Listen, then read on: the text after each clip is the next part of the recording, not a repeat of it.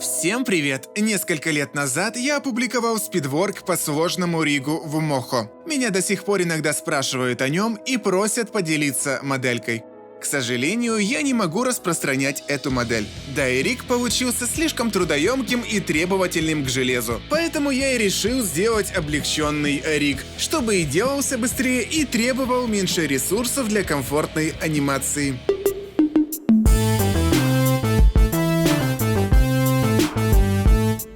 Всем привет!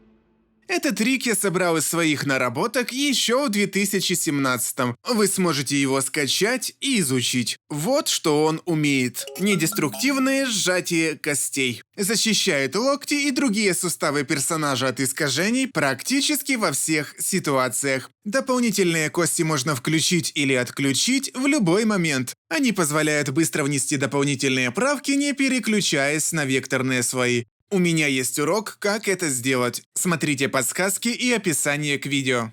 Smart Scale позволяет автоматически разворачивать рукава при сжатии кости.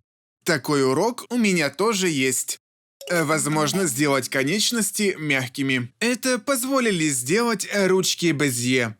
Поворот тела и таза с автоматическим изменением глубины частей тела персонажа. Это возможно сделать благодаря референсным слоям. Если вас заинтересовала эта фишка, но вы не поняли, как это реализовано, дайте знать в комментариях. Тонкая настройка глубины каждой рук и стопы смартбонами.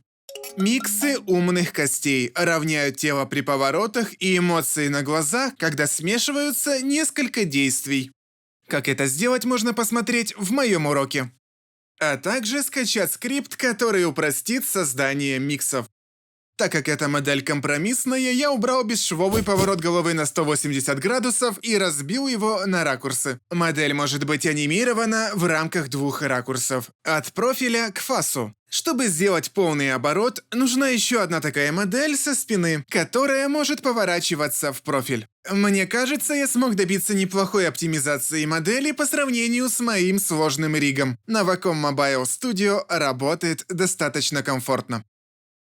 Обратите внимание, референсы могут потерять связь с оригиналами, если удалять экшены или переименовывать их уже после создания. Их можно переподключить, но это займет некоторое время.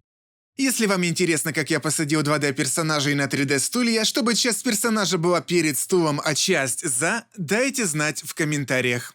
Хотите использовать эту модель в своих видео? Просто оставьте ссылку на это видео у себя, как на источник. На этом все. Всем пока!